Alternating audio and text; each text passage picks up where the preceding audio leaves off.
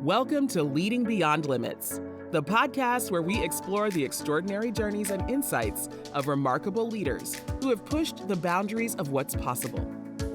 Your host, Angel Radcliffe, who is a digital transformation leader, author, speaker, and financial educator, will lead each episode and dive deep into the stories, strategies, and philosophies that have empowered these exceptional individuals to lead, inspire, and achieve beyond the ordinary. We're about to embark on a journey of discovery and inspiration, and together, we'll learn what it takes to lead beyond limits.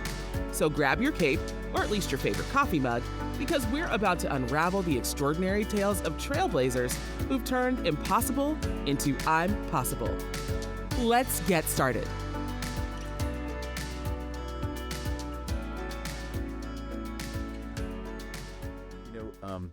There's this place in Minnesota, a testing facility called Orfield Laboratories. Oh, right. Yeah, and it houses an anechoic chamber. It basically holds the record for the quietest place on Earth. It absorbs what, like 99.9% of all sound or something? Exactly, Yo. like 99.99%. It's essentially total silence. And when people hear about it, their very first thought is usually, oh, perfect silence. That must be so incredibly relaxing. Right, like I could finally get some peace and quiet. Yeah, exactly. But the reality is actually terrifying. When you go in there without any ambient noise at all, you start hearing the blood rushing through your own veins. Oh, wow. You hear your own digestive system just grinding away. Because your brain is completely starved of its normal acoustic input, it literally starts hallucinating just to fill the auditory void. Because we just aren't built for that. No, we really aren't. Yeah. The longest anyone has ever stayed in there is less than an hour. The absolute absence of friction, the complete lack of environmental noise, it actually becomes completely unbearable. It is a deeply unsettling experience when an environment lacks that natural feedback. You know, we think we want total silence, but we just aren't built to exist in it. Right. Our neurological systems are entirely wired to expect resistance. We need something to push back against us just to orient ourselves in space. And that idea, that need for resistance to orient ourselves, is exactly what we are exploring in today's deep dive. Welcome in. Glad to be here. Today, we are not handing you a tactical checklist for running a better team meeting. We're not doing, 5 easy steps to effective communication. Definitely not. And we are definitely not offering you a motivational pep talk. Instead, we're looking at a very quiet, deeply uncomfortable moment that every single person in a leadership position eventually faces. We are focusing on a specific scenario today from Leading Beyond Limits. It's this brief but intensely loaded leadership micro-scenario centered on a single, really provocative premise. Which is, conflict is the heat of growth. Exactly. And our focus today is going to be incredibly reflective. We're looking closely at the psychological and emotional weight of leadership. Right, the heavy stuff. Yeah. Specifically, we're going to dissect the negative space. That tiny fraction of a second between a leader's core idea being challenged and the leader's internal biological reaction to that challenge. It sets up this fascinating core tension. It forces us to ask, what happens when the harmony in your team is actually just a mask for apathy? Which happens a lot. It does. And more importantly, how do you respond when someone publicly challenges your absolute favorite idea? Right, the one you're really attached to. Yeah. The scenario provides a really sharp warning about the environment that makes conflict feel so disruptive. It suggests that harmony is often a sign of apathy. And that if no one is disagreeing in your meetings, then no one is really thinking. Okay, so let's unpack this. Because to understand the conflict, you really have to look at the psychological state of the person leading the room. You do. Think about why perfect harmony is so incredibly seductive. If you are in a leadership position, you are likely operating under a heavy baseline of decision fatigue. Oh, absolutely. You are carrying the weight of direction for an entire team or an entire organization. You're making dozens of micro decisions before lunch even hits. Right, your brain is just fried by noon. Exactly. Mm-hmm. So when you walk into a room and you present a new strategic direction and everyone just nods in agreement, your immediate subconscious response is just profound relief. Because it feels like validation. It feels like proof that you are right, but more deeply, it feels like you don't have to expend any more energy defending the direction. Right, you could just move on to the next thing. Exactly. The problem is that leaders frequently mistake a lack of friction for absolute clarity. But that quiet room isn't necessarily a sign of brilliant alignment. Right. More often than not, it means the team has simply stopped caring enough to engage. Oh, okay, I want to push back on that slightly, though. Yeah. Surely there are times when a quiet meeting is just, an efficient meeting. Sure. People understand the brief, they agree with the logic, and they are just ready to execute. Why is a lack of disagreement automatically assumed to be a lack of thinking? Well, it's not automatically a negative, but you have to look at the broader pattern of behavior. Genuine alignment usually still generates clarifying questions. Right, like logistical stuff. Yeah, it generates what-if scenarios. When a team is truly invested, they are actively visualizing how the idea will fail in the real world, and they bring those concerns to you. They want to pressure test it. Exactly. If there is zero friction, you are often dealing with artificial consensus. Apathy disguises itself perfectly as compliance. Wow, apathy disguises itself as compliance. Yeah, they are nodding along because it is simply the path of least resistance. They are preserving their own energy rather than investing it into your project. Thinking about this, it's almost like looking at a flat line on a heart monitor. Oh, that's a great way to put it. Right. Think about what a flat line actually represents visually. Yeah. It's perfectly smooth. It looks entirely stable. No bumps. No unexpected peaks, no sudden jarring valleys, just perfect harmony. Yeah.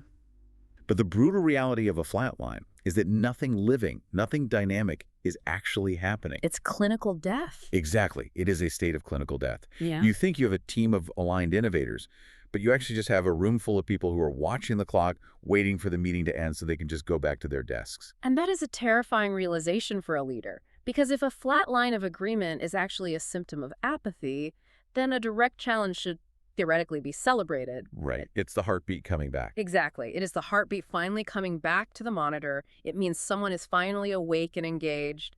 But that creates a massive paradox. Here's where it gets really interesting.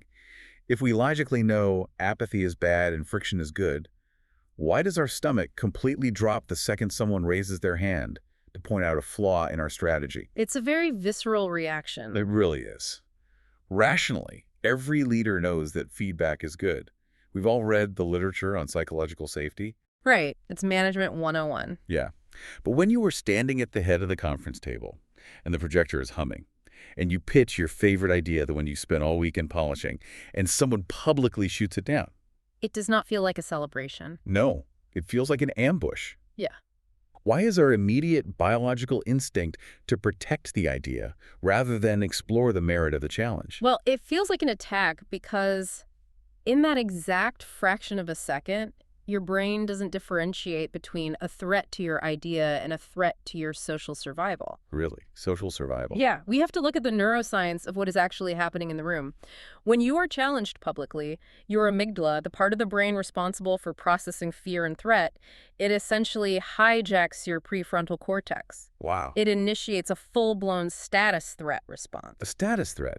So the brain thinks we are literally in danger. Evolutionarily, yes. Thousands of years ago, if your judgment was questioned in front of the tribe and you lost status, you could be exiled. Which basically meant death. Exactly. Today, the stakes are just a bruised ego and a Tuesday morning status meeting, but your nervous system reacts with the exact same flood of cortisol and adrenaline. It goes into full fight or flight. It does. It isn't about the mechanics of the idea anymore. It is entirely about visibility and vulnerability. A public challenge instantly strips away the armor of certainty that a leader wears. You just feel so exposed.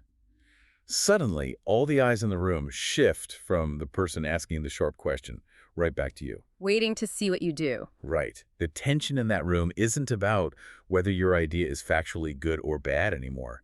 It's about how you are going to handle being put on the spot. And when you present an idea that is met with perfect harmony, you are operating from an artificial position of absolute safety. Well, you're comfortable. Yeah, but a public challenge forces you out of that safety and into a space where your judgment is suddenly on trial. Your biological instinct to fiercely protect the idea is actually just an instinct to protect your own perceived competence and authority. But wait, let's be real for a second. Sometimes people are just being contrarian for the sake of their own ego, right? Sure, absolutely. Like sometimes a junior executive just wants to look smart in front of the VP, so they throw a wrench into the presentation just to play devil's advocate. Yeah. How do you differentiate between a genuine attempt to improve the project and someone just trying to score points? Well, The uncomfortable truth is that in the moment the challenge is issued, the challenger's intent doesn't actually matter. It doesn't matter. Not in that split second. What matters is your internal regulation. Whether they are genuinely trying to save the project or just showboating, your internal reaction, that spike in heart rate, that urge to defend, is exactly the same. Oh, that makes sense. And how you manage that sudden heat dictates your effectiveness as a leader. Because if you react defensively to a showboater, you still look insecure to the rest of the room. Right. And that sudden drop in the stomach almost always creates a noticeable pause. You know that silence in a meeting room? It is incredibly thick. The air just gets heavy. And the scenario really zeroes in on this exact moment of delay, posing this question: do you lean in or do you shut it down? That's the ultimate choice. Right. But here is what I notice happens in the real corporate world when that heat rises. Leaders rarely explicitly scream, "Shut up, I'm the boss." No, that doesn't really happen anymore. Exactly. Instead, they try to escape the heat subtly. They use what sounds like very responsible corporate language. Ah, yes. The polite deflection. Yeah. They say things like, you know what, that's a complex point, let's take this offline. Or let's gather some more data and circle back to this next quarter. Right. I have to ask, are leaders really just looking for more information in those moments? Or is this just a defense mechanism? It is rarely about the information. This raises a really critical point about how we define responsibility when certainty is incomplete. Okay, unpack that. Leaders frequently delay in these moments using the language of prudence, not because they actually have insufficient information to continue the conversation, but because they are terrified of risk. They don't want to be wrong in public. Exactly. Shutting it down or demanding more data is a highly sophisticated way to defer accountability. So the demand for data is basically acting as a shield. 100%. If you can push the conflict into a spreadsheet or behind closed doors in a private one-on-one meeting, you no longer have to face the heat of the public challenge. You buy yourself an out. Right. You eliminate the vulnerability, you regain control of the environment. But there's a massive cost to that retreat. When a leader says, let's take it offline, the entire room recognizes what just happened. They see right through it. Yes. Yeah. The team sees that the leader simply couldn't handle the friction. And it breeds cynicism, doesn't it? The team realizes that you don't actually want robust debate. You just want an audience for your decisions. But is the alternative to just make a snap judgment right there in the room? If I don't have the data to answer their challenge, isn't it technically irresponsible to just wing it? Well, staying in the room doesn't mean making a blind, immediate decision. That's a false binary. Okay. True leadership responsibility means having the capacity to stay engaged in the discussion despite having only partial clarity. It requires a profound amount of presence and self-trust to stay in the discomfort of an incomplete picture without shutting down the dialogue. So you're saying you just sit in the messiness of it? Yes. You don't have to have the answer, but you have to be willing to explore the question publicly. So how do you actually do that? Yeah. Like, how do you practically override that biological instinct to run away or defend yourself? What is the actual mechanism for staying in that heat? The most effective mechanism is immediate public validation of the challenger. Immediate validation. Yeah. The second you feel that spike of cortisol, you have to consciously train yourself to say something like, that is a really sharp counterpoint. Walk me through your thinking. Oh, wow. Instead of fighting back, you invite them in. Exactly. And by doing that, you accomplish two things. Neurologically, you buy yourself time for your prefrontal cortex to come back online. You give your brain a second to catch up. Right. And sociologically, you instantly regain your status in the room, not by being infallible, but by demonstrating that you are secure enough to listen to dissent. It completely reframes the entire dynamic. The scenario uses this phrase: conflict is a creative tool when channeled toward the problem, not the person. Right. And it brings to mind a literal forge. You know, if you want to make a strong piece of steel, you can't just leave it at room temperature and hope it magically gets stronger. No, obviously not. You have to introduce it to intense, violent heat. The heat is absolutely necessary to melt down the impurities and hammer out something significantly more resilient. But the forge only works if the fire is directed at the metal, the problem, and not at the blacksmith. I really like the forge analogy, but we have to remember a crucial difference here. Okay, what's that? In a traditional forge, the blacksmith is entirely in control of the fire. They dictate the temperature, they decide when to apply the heat. But in a meeting room, You might be the blacksmith, but your team is the one throwing the fire at you. Oh, that's a very different feeling. It is. It requires a completely different level of emotional regulation to stand there and let the heat do its work without just throwing water on the coals. Right, without shutting it down. Exactly. The metal is the problem, but the blacksmith is your ego. You have to keep the heat focused entirely on the problem. Right, because if the conflict becomes about egos, Right. if it suddenly becomes a debate about who is smarter or who has more tenure or who holds the most power, that is essentially throwing the blacksmith into the fire. And nobody survives that. Nobody. The project burns down and trust is just completely destroyed. But if you can train yourself to keep the heat focused on the idea, on the metal, that's where the actual growth happens. And if you can achieve that, it completely changes how you perceive the person challenging you. Think back to the beginning of our discussion, to that terrifying flat line of apathy we talked about. Right, the dead meeting. Yeah. When a team member publicly challenges your favorite idea, it is the ultimate proof that apathy has been defeated. They are challenging the idea because they actually care. They care enough to risk making things awkward. They are risking their own vulnerability. Yes. Think about it from their perspective. It would be infinitely easier and safer for them to just stay quiet. Oh, for sure. Speaking up carries a significant social risk for them, too. Leaning into the conflict rather than shutting it down requires the leader to completely trust the team's intent. You have to assume positive intent. Exactly. You have to override your biological threat response and replace it with the understanding that this person is fighting for the integrity of the project, just like you are. They're offering you friction because they want the idea to survive contact with the real world. It's such a profound shift in perspective. You go from feeling like you are being undermined to realizing you are actually being supported. Right. The challenge isn't a weapon being used against you. It's literally a tool being offered to you. But it is a heavy tool. Right. And wielding it requires a leader who is comfortable standing in the dark without all the answers, trusting their own judgment and the judgment of their team to find the way forward together. It takes a lot of presence. It really does. It requires an acceptance that absolute certainty is an illusion and that true responsibility means navigating the unknown together. As we slowly bring this deep dive to a close, we want to pull back from the mechanics of the meeting room and address your internal world. We promised at the start that we wouldn't leave you with a neat, tidy, motivational bow. Now, we want to leave you in a space of quiet reflection. Think back to that anechoic chamber from the beginning of the discussion. The silent room. Yeah, that perfectly silent room where the complete absence of friction eventually becomes maddening. It is entirely unnatural to exist without resistance. So the next time you find yourself standing in the intense heat of a public challenge and your stomach drops, and your biological instinct screams at you to shut it down, to demand more data, to retreat to the artificial silence and safety of perfect consensus, take a breath. Just pause. Yes. And in that fraction of a second, ask yourself, what are you actually trying to protect in that moment? Is it the integrity of the project, or is it simply the comfort of your own certainty? Dan, I'll add one final thought for you to mull over today, just flipping the lens entirely. We spent this entire time talking about how you handle a challenge from your team. But think about the last time you sat in a room while your boss presented a flawed strategy. Oh, that's a tough one. Right. Did you risk the heat and challenge their favorite idea?